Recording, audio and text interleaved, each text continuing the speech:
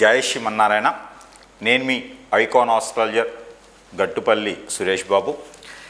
ఈరోజు మనము ప్రత్యేకమైనటువంటి విశేషాలు ఏంటంటే, కొత్త సంవత్సరం వచ్చింది, 2025 సంవత్సరం వచ్చింది. కాబట్టి ఈ సంవత్సరంలో ద్వాదశ రాశుల వారు అందరికీ కూడా ఎప్పటి నుంచో ఉన్నటువంటి దోషాలన్నీ కూడా తొలగిపోయేసి అన్ని రకాలుగా బాగుండేలాగా ఉంటుంది. కాబట్టి ఈ 2025 సంవత్సరంలో అందరికీ కూడా సుఖశాంతులు, ధనధాన్యాలు, అలానే పెళ్ళిళ్ళు కాని వాడికి పెళ్ళిళ్ళు అయ్యేసి, పిల్లలు పుట్టిన వాళ్ళకి పిల్లలు పుట్టేసి, ఆర్థికంగా వెనకబడిన వాళ్ళందరూ ముందుకు వచ్చేసి, దారిద్ర్య రేఖ కన్నా దిగువలో ఉన్న వాళ్ళందరూ కూడా ఆ అదృశ్య రేఖకి భిన్నంగా విధంగా ఉండేలాగా అందరికి కూడా బాగుండాలని కోరుకుంటూ, అలానే మనకిప్పుడు కొన్ని గ్రహాలు, మనకి ఉన్నటువంటి గ్రహాలు ఏవైతే ఉన్నాయో ఇవి గ్రహ మార్పిడి వల్ల వచ్చేటువంటి మార్పులు, ఆ గ్రహ మార్పిడి వల్ల జరిగేటువంటి పరిణామాలు, పరిస్థితులు, ఈ అనుకూలతగా ఉండేందుకు ఏ గ్రహం ఏ స్థానంలో ఉంటే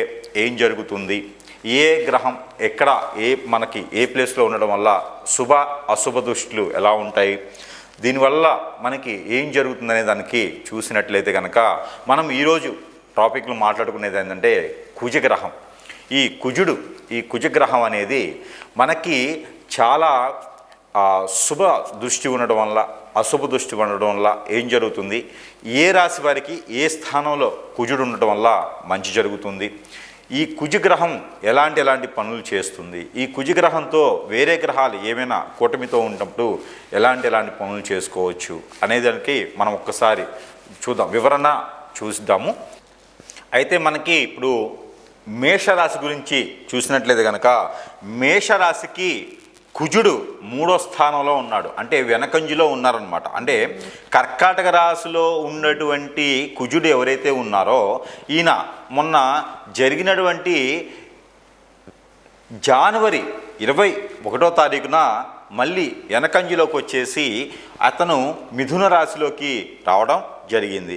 ఈ మిథున రాశిలో కుజుడు రావటం వల్ల కొన్ని రాశుల వారికి చాలా బాగుంటుంది, కొన్ని రాశుల వారికి అయితే మధ్యస్థంగా ఉంటుంది. అంతేగాని మరీ దీనస్థితికి వెళ్ళిపోయేటువంటి రాశులు అయితే నాకేం కనిపించలేదు ద్వాదశ రాశుల్లో. అందులో ఒకటి మనకి ఇప్పుడు మేషరాశి వారికి 3వ స్థానంలో కుజుడున్నారు. ఈ కుజ భగవానుడు 3వ స్థానంలో ఉన్నప్పటికీ పెళ్ళిళ్ళ విషయంలో, అన్నాదమ్ములు సంబంధించి, అక్కా చెల్లెళ్ళు సంబంధించి వాళ్ళు సంబంధం ఏదైతే ఉందో ఈ మేషరాశి వారికి సోదరిమణుల నుంచి వచ్చేటువంటి సంబంధం కానీ, వారి నుంచి తీసుకొచ్చేటువంటి సంబంధాలు కానీ కుదిరేటువంటి అవకాశాలు కనిపిస్తున్నాయి. దక్షిణ వైపుగా వచ్చేటువంటి సంబంధాలు ఏవైతే ఉన్నాయో ఇవి మేషరాశి వారికి కుదిరేలా అవకాశాలు ఉన్నాయి. కాబట్టి ఈ యొక్క సదవకాశాన్ని ఈ యొక్క మేషరాశి వారు సద్వినీయంగా వినియోగించుకోవడం ద్వారా మంచి భార్య, మంచి భర్త కూడా, భార్య కనుక ఎవరైతే పెళ్ళి కావాల్సినటువంటి కన్యలు ఉన్నారో వారు మేషరాశి వారై ఉంటే కనుక వారికి కనుక పరమట వైపు నుంచి వచ్చేటువంటి సంబంధాలు ఏవైతే ఉన్నాయో ఇవి కుదిరేలా ఉన్నాయి. కాబట్టి ఆ మేర మీరు అందరూ కూడా చూసుకునేటువంటి సంబంధాలు ఏవైతే ఉన్నాయో, ఎందుకు ఈ సంబంధాల గురించి పెళ్ళిళ్ళ గురించి మాత్రమే చెప్తున్నా అంటే, కుజుడు అంటే మనకి పెళ్ళిళ్ళు కుదిరించి సంబంధాలు ఎక్కడెక్కడ ఎంత ఏజ్ ఉన్నా కూడా వాళ్ళందరికీ కూడా పెళ్ళిళ్ళు అయ్యేటువంటి ఆస్కారం ఉంది. కాబట్టి ఆ మేర సంబంధాల గురించి మాత్రమే మాట్లాడుతూ ఉన్నాను. ఈ కుజుడు భగవానుడు ఈ యొక్క మిథున రాశిలో ఉన్నంత వరకు, అంటే ఏప్రిల్ 2వ తారీఖు వరకు కూడా మనకి మిథున రాశిలోనే ఈ యొక్క కుజ భగవానుడు సంచరిస్తాడు. ఈ సంచరించడం ద్వారా మేషరాశి వారికి అయితే అన్యోన్యమైనటువంటి అదృష్టాన్ని, అద్భుతమైనటువంటి ఫలితాలని కూడా ఇచ్చేలా ఉంటుంది. కాబట్టి ఆ మేర సంబంధాలు కుదిరించుకోవడం వలన మంచి జరుగుతూ ఉంది. అలానే ఆర్థిక స్థితిగతులు, ఎవరైనా జంతు ప్రేమికులు కనుక ఉన్నట్లయితే, ఎవరైతే ఆవులు కానివ్వండి, మేకలు కానివ్వండి, కోళ్ళు కానివ్వండి, ఇలా పెంచేటువంటి వారు, వాటి మీద జీవనాధారం గడిపేటువంటి వారు ఎవరైతే మేషరాశిలో ఉంటారో వీరందరికీ కూడా సుఖశాంతులతో ఉండేసి ఆదాయ వనరులు బాగుండేలా ఉంటుంది. కాబట్టి ఈ ఏప్రిల్ మాసం వరకు కూడా చాలా అన్యూన్యతమైనటువంటి ఆదాయాలు, అద్భుతమైనటువంటి ప్రతిఫలాలు వచ్చేలా ఉన్నాయి. కాబట్టి ఆ మేర ఈ యొక్క మేషరాశి వారు కుజునికి సంబంధించినటువంటి పరిహారాలు చేసుకోవడం ద్వారా ఇంకా కూడా బాగుండేలా ఉంటుంది. అలానే మనకి ఈ కుజుడికి సంబంధించినటువంటి ఎవరైనా పెళ్ళిళ్ళు అయ్యేసి, మేషరాశి వారు ఎవరికైనా పెళ్ళిళ్ళు అయిపోయేసి ఆ పెళ్ళిళ్ళ విడబాటు ఉండడం, దూరంగా ఉండడం, విడాకుల దాకా వెళ్ళడం, ఆర్థికంగా వెనకబడిపోవడం, వీళ్ళందరూ కూడా మనం చివరిలో చెప్పుకున్నటువంటి పరిహారాలు ఏవైతే ఉన్నాయో ఇవన్నీ కూడా నిర్వర్తించినట్లయితే కనుక ఖచ్చితంగా మంచి స్థానానికి, స్థాయికి కూడా వెళ్ళేలా ఉంటుంది. మరొక మాట, మేషరాశి వారు ఎవరైతే ఉన్నారో వీళ్ళు గల్ఫ్ కంట్రీకి ప్రయత్నం చేసేవారు ఎవరైనా ఉంటే కూడా వాళ్ళు కూడా ప్రయత్నం చేయొచ్చు. వీసా దొరుకుతుంది, వీసాలో పాస్ అవుతారు. చదువుకోవడానికి కానీ, జాబుకి కానీ, విదేశానికి వెళ్ళేలా అనుకునే వాళ్ళు వెళ్ళొచ్చు. ఎవరైనా అగ్నిమాపక సిబ్బంది, మిలిటరీ లాంటి వాటికి ఎవరైనా ప్రయత్నం చేస్తుంటే కూడా ఖచ్చితంగా మీరు వెళ్ళేదానికి ఆస్కారం ఉంది. కాబట్టి ఆ మార ప్రయత్నం చేయండి. అయితే మనకి ఇవన్నీ కూడా జరగాలి, అన్నీ బాగుండాలనుకుంటే మనం చెప్పేటువంటి చిన్న పరిహారం కూడా చేసుకున్నట్లయితే కనుక మరీ బాగుంటుంది. ఆ పరిహార నిమిత్తం ఏంటంటే, అయితే మనకి ఈ కుజుడు మనకి ఏదైతే మనం అనుకున్నట్లుగానే కుజుడు మనకిప్పుడు కర్కాటక రాశి నుంచి మిథున రాశికి వెనుకంజిలో ఉన్నాడు. కాబట్టి ఈ వెనుకంజిలో ఉన్నటువంటి కుజుడు వల్ల మనకి జరిగేటువంటి నష్టాలు కావచ్చు, లాభాలు కావచ్చు, ఈ కొన్ని రాశులు కొన్ని రకాలుగా ఉన్నాయి. కాబట్టి అలానే మనకి ఈ రాశి వారు కనుక ఈ పరిహారం చేసినట్లయితే ఖచ్చితంగా ఉన్నత స్థాయికి చేరుకునేలాగా, అలానే పంట భూములు కూడా బాగుండేలాగా, అలానే ఈ రాశి వారికి అన్ని రకాలు బాగుంటుంది. కాబట్టి ఈ చిన్నపాటి పరిహారం చేసుకోవడం వలన అన్ని రాశుల వారికి బాగుంటుంది. ఏ రాశికి ఆ రాశి మనం ఏంటంటే ఈ రాశి వారికి ఈ పరిహారం చేసుకోవడం ద్వారా చాలా బాగా పనిచేస్తుంది. కాబట్టి అన్ని రకాలుగా ఉన్నతులు అయ్యేదానికి బాగుంటుంది. అయితే మనకి రాశి వారు చేసుకోవాల్సిన పరిహారం ఏంటంటే, ప్రతి వారం రోజులో ఒక రోజునే సరే, మంగళవారం లేదా గురువారం లేదా శుక్రవారం అయినా సరే ఇక్కడైనా అమ్మవారు ఆలయాలు ఉంటే కనుక ఆ అమ్మవారి ఆలయాలు అంటే పార్వతీమాత, గౌరీమాత లేదా మానసాదేవి అమ్మవారు, కనకదుర్గమ్మ అమ్మవారు లేదా లలితాదేవి అమ్మవారు, ఇలా అమ్మవారి ఆలయాలు ఉంటే కనుక ఆ ఆలయాల్లో కుంకుమ అర్చన చేయించడం, ఆ కుంకుమ తీసుకొచ్చి ఆడవారైతేనే మనక నుదును పెట్టుకోవడం, మగవారైతే కంఠానికి ధరించుకోవడం వలన ఉన్నటువంటి రుమ్మతులు అన్నీ తొలగిపోయేసి అన్ని రకాలుగా బాగుండేదానికి, అదృష్టం ఉండేదానికి చాలా బాగుంటుంది. అలానే ఈ కుంకుమ అర్చన ఒకటే కాకుండా ఈ రాశివారు మరొకటి ఏంటంటే, ఎర్ర కుక్కలు ఉంటాయి బయట, బజారు కుక్కలు అంటారు, ఎర్ర కుక్కలు మనకు రోడ్ల మీద తిరుగుతూ ఉంటాయన్నమాట.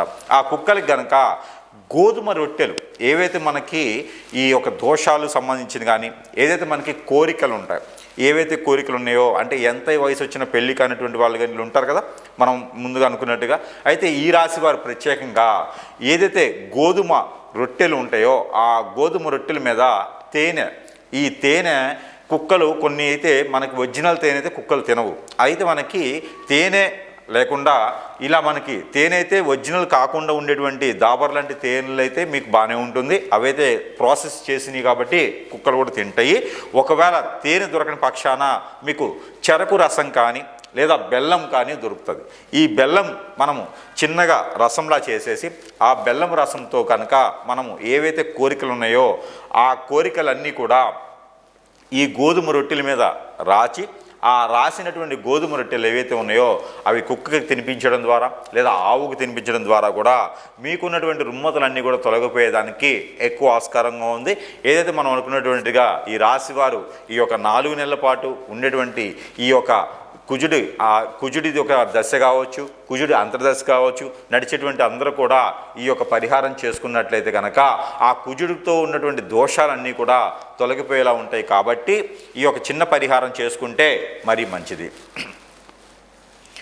అయితే మనం చెప్పుకున్నట్టుగానే ఈ రాశివారు కనుక ఈ చిన్న పరిహారాలు చేసుకోవడం ద్వారా కుజుడి దశ ఉన్న, కుజుడి అంతర్దశ ఉన్న, కుజ దోషంతో ఎవరైనా బాధపడుతుంటే కూడా ఈ యొక్క చిన్న పరిహారం చేసుకోవడం ద్వారా ఆ కుజుడి నుంచి వచ్చేటువంటి చెడు దృష్టి ఏదైతే ఉందో ఆ చెడు దృష్టి కూడా శుభ దృష్టిగా మలుచుకునేందుకు అవకాశం ఉంటుంది. కాబట్టి ఖచ్చితంగా ఈ రాశివారు ఈ యొక్క చిన్నపాటి ప్రయోగం, ఈ చిన్నపాటి పరిహారం చేసుకోవడం ద్వారా మంచి జరుగుతుంది. కాబట్టి ఈ చిన్నపాటి ప్రయోగం, ఈ చిన్నపాటి పరిహారం ఏంటంటే, ఏదైతే నవగ్రహాల్లో కుజగ్రహం అని ఉంటుంది, ఈ కుజగ్రహానికి గనక కందులు, ఏవైతే కందులు మనకి ఇంకా మహారాష్ట్ర కందులు అంటారు, అంటే ఎర్ర కందులు ఉంటాయి మనకి, ఎర్ర కందులు, ఎర్ర కందిపప్పు అంటారు. ఇవి దొరికినా మీకు మనం మామూలుగా తెలుగు రాష్ట్రాల్లో దొరికేటువంటి కందులు, కందిపప్పు అయినా ఏవైనా సరే ఆ కుజునికి గనక 1 కిలోన్నర అంటే 1 కిలో తర్వాత ½ కిలో 500 గ్రాములు అంటే 1500 గ్రాముల కందులు గనక అక్కడ కుజగ్రహం మీద గనక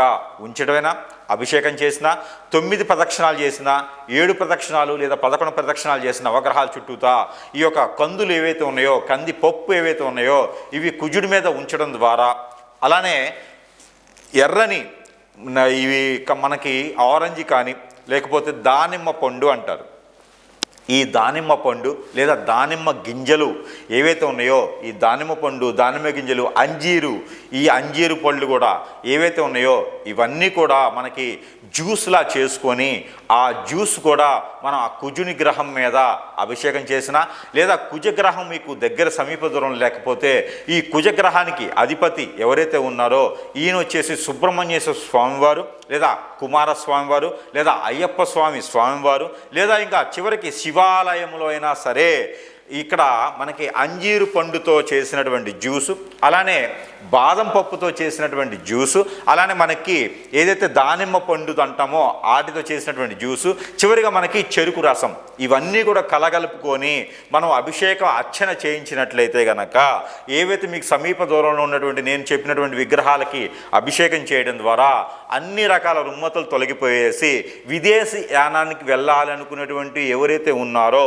వారు కూడా కుజదోషంతో బాధపడుతుంటే గనక వారు కూడా ఖచ్చితంగా ఈ యొక్క అభిషేకం చేస్తే, ఈ యొక్క పరిహారం చేసినట్లయితే కనుక అన్ని రకాల రుమ్మతులు తొలగిపోయేలా ఉంటుంది. కాబట్టి ఈ పాటి చిన్న ప్రయోగం, ఈ పాటి చిన్న ప్రయత్నం కూడా చేయండి.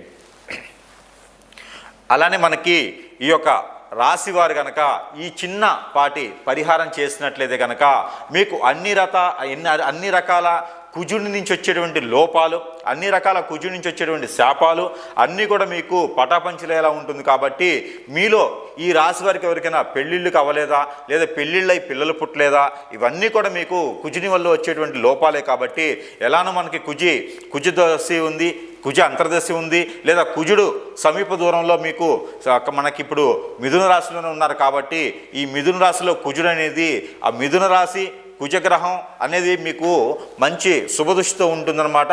మిథున రాశి ఫ్రెండ్షిప్ అనమాట. అంటే అది ఇక్కడ మనకి మిథున రాశిలో కుజుడు ఉండటం వల్ల కూడా మంచి జరిగేదానికి ఉంది. కాబట్టి మీ అందరూ కూడా ఈ రాశి వారు అందే ప్రత్యేకించి ఈ చిన్నపాటి పరిహారం చేసుకోవడం ద్వారా ఆ ఒక ఏదైతే కుజుడి నుంచి వచ్చేటువంటి దోషాలు, ఆ శాపాలు కూడా అన్నీ తొలగిపోయేలా ఉంటుంది. కాబట్టి ఈ చిన్నపాటి పరిహారం ఏదైతే మీరు కుజుడి నుంచి వచ్చేటువంటి పరిహారం తెచ్చుకునేందుకు ఆవాలను ఉంటాయి, మనకి ఇంట్లో కూడా దొరుకుతూ ఉంటే మన కిచెన్ సామాన్లు వాడుతూ ఉంటాము. ఆవాలు అని ఉంటాయి. ఈ ఆవాల్లో తెల్లవి ఉంటాయి, మనకి రెగ్యులర్గా వాడుకునేటువంటి బ్రౌన్ కలరు, నల్లవి, అదే అనేక రకాల ఆవాలు ఉంటాయి. ఈ ఆవాలు ఒక 100 గ్రాములు తీసుకోండి, ఏ ఆవాలైనా పర్వాలేదు. ఆవాలు ఒక 100 గ్రాములు, అలానే మనకి గసగసాలు ఒక 50 గ్రాములు, అలానే మనకి రాగులు అని ఉంటాయి, మనకి చిరుధాన్యాల్లో ఒక ధాన్యం రాగులు. ఈ రాగులు కూడా కుజుడికి మహా ఇష్టం. ఈ రాగులు కూడా తీసుకొని ఇవన్నీ కూడా కలగలుపుకొని ఏదైతే మీకు గ్రామ దేవత అంటారు, అమ్మవారి ఆలయం గ్రామ దేవత అంటారు. ఈ గ్రామ దేవత ఆలయాల్లో కనుక మీరు ఆ గ్రామదేవత ఆలయంలో ఉంచినట్లయితే ఆ గ్రామదేవత ఆలయము ఏదైతే ధ్వజస్తంభం ఉంటుందో అక్కడ కూడా ఈ ఆవాలు ఉంచినట్లయితే ఈ ఆవాలు అమ్మవారి దగ్గర ఉంచేటప్పుడు మీరు మనసులో ఏమైనా కోరికలు ఉన్నా, మనసులో ఏమైనా దోషాలు పోవాలనుకున్నా కూడా సమర్పించుకొని ఆ ఒక కోరికలు అన్నీ కూడా నెరవేరాలని ఒక అమ్మవారికి మనస్ఫూర్తిగా సమర్పించుకొని 5 నారికేళాలు కనుక మీరు గ్రామదేవత అమ్మవారికి కనుక సమర్పించినట్లయితే మీ ఊరి సమీపంలో గ్రామదేవత లేకపోతే బొడ్రాయి అని అంటారు. ఈ పల్లెటూరు వెళ్తే బొడ్రాయి అని ఉంటుంది. ఈ బొడ్రాయి దగ్గర ఈ ఒక నేను చెప్పినటువంటి ఆవాలతో పాటు మీరు ఇంకా కూడా వేస్తే కనుకుంటా బాదం పప్పు కూడా అక్కడ వదలవచ్చు. బాదం పప్పు కూడా అక్కడ ఆ బొడ్రాయి దగ్గర కావచ్చు, గ్రామదేవతల అమ్మవారి దగ్గర కావచ్చు, ఈ బొడ్రాయి దగ్గర కూడా పెట్టినట్టయితే మీకు మంచి జరిగేదానికి, మీలో ఉన్నటువంటి దోషాలన్నీ విముక్తి అయ్యేదానికి ఉంటుంది. కాబట్టి ఈ పాత్రం అదృష్టం అనేది అందరూ కూడా ఈ చిన్న చిన్న పరిహారాలు చేసుకొని ఈ రాశివారు అదృష్టవంతులు అయ్యేసి అందరికి కూడా పెళ్ళిళ్ళు అవ్వాలి, పెళ్ళిళ్ళు అయిన వారికి పిల్లలు పుట్టాలి, అందరూ కూడా ఉద్యోగులు అవ్వాలనుకుంటే కనుక ఈ కుజదోష పరిహార నిమిత్తంగా ఈ చిన్నపాటి పరిహారాలు చేసుకుంటే మరీ మంచిది. ఇంకోటి కూడా ఉంది. అభిషేకం ఏదైతే తేనె ఉంటుందో ఈ తేనెలో కనుక టమాటా రసం కలిపేసి మనం అభిషేకం చేసుకోవడం ద్వారా కూడా ఎవరికి చేయాలి అభిషేకం అంటే నవగ్రహాల్లో ఉన్నటువంటి కుజగ్రహానికి, అలానే మనకి కుజగ్రహం మీకు సమీప దూరంలో లేకపోతే కనుక ఈ టమాటా లేకుండా ఓన్లీ బాదం పప్పుతో అయినా మీరు అభిషేకం చేసుకోవచ్చు. అంజీరు బాదం కలిపినటువంటి అభిషేకాన్ని మీరు అక్కడ ఉన్నటువంటి సుబ్రహ్మణ్యేశ్వర స్వామివారి ఆలయంలో లేదా పుట్ట దగ్గర ఉన్నటువంటి పడిగల మీదైనా ఈ అభిషేకం చేసుకోవడం ద్వారా ఈ కుజగ్రహానికి సంబంధించినటువంటి దోషాలన్నీ కూడా పటాపంచలయ్యేదానికి ఆస్కారం ఎక్కువ కనిపిస్తూ ఉంది. అలానే మీకు ప్రతినిత్యం ద్వాదశ రాసుల వారు అందరికీ కూడా చెప్పదగింది ఏంటంటే ప్రతి ఒక్కరూ చేయగలిగినటువంటి రెమెడీ ఒకటి ఉన్నది. అది ఏంటంటే ఆవాలు, మనకి తెల్లవైన నల్లవైన బ్రౌన్ కలర్ అయిన ఆవాలు తీసుకొని ఒక 50 గ్రాముల ఆవాలు, ఒక 50 గ్రాములు నల్ల నువ్వులు, ఒక 50 గ్రాములు గసగసాలు, ఒక 50 గ్రాముల జీడిపప్పు ఇవన్నీ కూడా తీసుకొని చిక్కుడు గింజలను దొరుకుతాయి మనకి సీడ్. ఇవి మనకి పచారీ షాపుల్లో కానీ లేకపోతే సీడ్ అమ్మేటువంటి షాపుల్లో కానీ దొరుకుతాయి. ఈ చిక్కుడు గింజలు కూడా తీసుకొని మీరు ఇవన్నీ కూడా కలగలుపుకొని రోజుకొక 2-3 స్పూన్లు చొప్పును తీసుకొని ఇలా క్లాక్ వైజ్గా కళ్ళ ముందు నుంచి ఇలా తీసుకుంటూ ఇలా 7 సార్లు దిష్టి తీసుకొని ద్వాదశ రాసుల వారు అందరికీ కూడా ఇలా 7 సార్లు దిష్టి తీసుకొని మీకు రోడ్డు విరువైపులా అంటే రోడ్డు పక్కన కనుక వేసినట్లయితే పారేటువంటి నీటిలో వేసినట్లయితే మీకు అవి కాల్చినట్లు కూడా కాల్చుకోవచ్చు. ఇవి కాల్చినట్టయితే కనుక మీకు కుజదోషం నుంచి విముక్తి లభిస్తుంది, మీకు ఖచ్చితంగా పెళ్ళిళ్ళు అవుతాయి. ఈ చిన్నపాటి రెమెడీ ద్వాదశ రాసుల వారు అందరూ కూడా ప్రత్యక్షం చేయవచ్చు.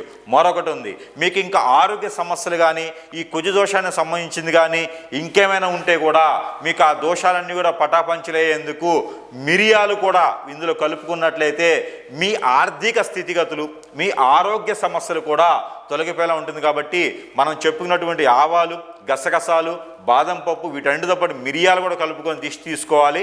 ఏవైనా సరే ఒక 2 స్పూన్లు అన్నీ కలగలిసి 2-3 స్పూన్లు కనుక మీరు దిష్టి తీసుకున్నట్లయితే కనుక ఈ రుమ్మతులన్నీ తొలగిపోయేలా ఉంటుంది. కాబట్టి ఆ మాత్రం ప్రయత్నం చేసి ద్వాదశ రాసుల వారు అందరూ కూడా సుఖశాంతులతో ఉండాలని కోరుకుంటా ఉన్నాను. జై శ్రీమన్నారాయణ.